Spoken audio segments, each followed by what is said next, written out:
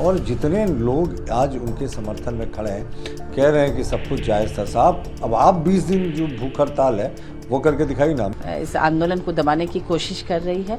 इसके बजाय ये बैठते छात्रों के साथ बैठकर रास्ता निकालते। इनकी मांग बहुत ज़्यादा नहीं थी। 60 वर्षीय व्यक्ति जो लगातार जिसकी कंडीशन डिटोरिएट कर रही थी, अब उसको मुद्दा ये बना रहे हैं, यानी उनके हेल्थ से खिलवाड़ होता तो ये ज़्यादा। ये तो लाश पर राजनीति करने वाले चील कौवे की तरह लोग हैं। कुछ भी वो मांग कर रहे हैं, ठीक है, अगर आप पूरा नहीं कर पाए सब कुछ तो थोड़ा बहुत तो उनका साथ आप दे ही सकते हैं। देखिए, लगातार केंद्र सरकार युवाओं की आवाज़ को दबाने की कोशिश कर रही है। उनको सोनम वांगचुक को इस तरह से जो कि एक महान आंदोलनकारी है, उठाकर हॉस्पिटल ले जाना और जंतर मंतर में लाठीचार्ज भी शायद हुआ है, लोग कह रहे हैं। तो ये मुझे लगता है कि डर गई है केंद्र सरकार युवाओं से और उनके आंदोलन से, जेनजी से, सोनम वांगचुक से। उनको चाहिए था कि इतने दिन का अनशन चल रहा है, आमरण ये जो भूख हड़ताल है, तो उसमें उनको चाहिए था कि आकर उनसे वार्ता करे, उनकी जो मांगे हैं उसे सुने, बीच का रास्ता निकाले। और अभी 20 तारीख को इन लोगों ने ऐलान किया था, सोनम वांगचुक ने, कि संसद में घेराव करेंगे। शायद इसी से डर गई है केंद्र सरकार की अगर घेराव होगा तो पूरे सांसद उस समय वहां होंगे। पार्लियामेंट सेशन, मानसून सेशन आरंभ होने वाला है। ऐसे समय में वो लोग मुझे लगता है कि डर गई है जेनजी से, और इसकी वजह से वो इस तरह से इस आंदोलन को दबाने की कोशिश कर रही है। इसके बजाय ये बैठते छात्रों के साथ बैठकर रास्ता निकालते। इनकी मांग बहुत ज़्यादा नहीं थी। वो चाह रहे थे कि उनके साथ जो अन्याय हुआ है, जिस तरह से नीट का पेपर लीक हुआ है, कितने बच्चे सुसाइड कर चुके हैं, युवाओं के भविष्य के लिए वो सोच ही नहीं रहे हैं। जब चुनाव में जीतकर आए थे, केंद्र में सरकार बनाई थी, तो उस समय कहा था कि 2 करोड़ युवाओं को रोजगार देंगे, और जब वो सत्ता में आ गए तो रोजगार देना तो दूर की बात, उनको पढ़कर आगे बढ़ने का भी जो अवसर था उसे भी छीन रहे हैं। और इसी के लिए ये आंदोलन है, हम इसका विरोध करते हैं।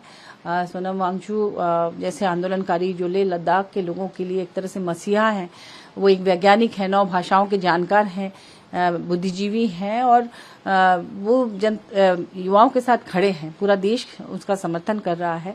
तो केंद्र सरकार अगर इस तरह से रवैया अपनाएगी तो लोकतंत्र कहाँ जीवित रहेगा। मुझे तो लगता है कि देश एक तंत्र की तरफ बढ़ रहा है।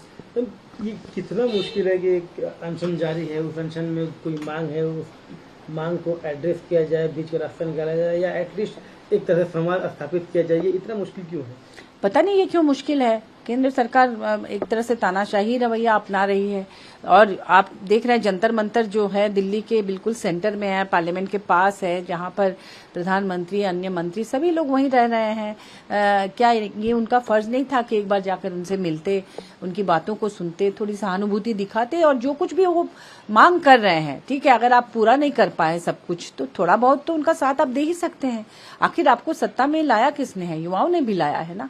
अब युवाओं को अब इग्नोर कर रहे हैं, उनके भविष्य से खिलवाड़ कर रहे हैं, और इसका नतीजा अच्छा नहीं होगा, आप जानते ही हैं। जब तक ये चुनाव 5 राज्यों में था तब तक आप तो सबके पास गए और बहुत अच्छा सब कुछ रहा, और जैसे ही चुनाव खत्म हो गया आप फिर से वही निरंकुश बनने की कोशिश कर रहे हैं।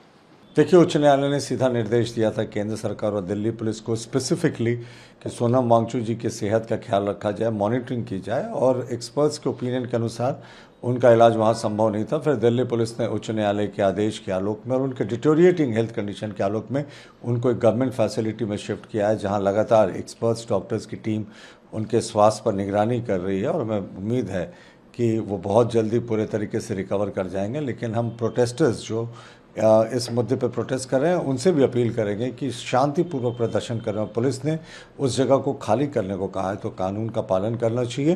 बहरहाल सोनम वांगचुक जी के साथ जो कुछ भी हुआ, हम लोगों ने बहुत ही इसमें बहुत समय दिया कि वो शायद खुद उठ जाए, लेकिन जब नहीं उठे थे और उनके हेल्थ कंडीशन को ज़्यादा डिटोरिएट करने लगा तो फिर उच्च न्यायालय के आदेश और प्रिवेलिंग हेल्थ कंडीशन के कारण ये कार्रवाई करनी पड़ी।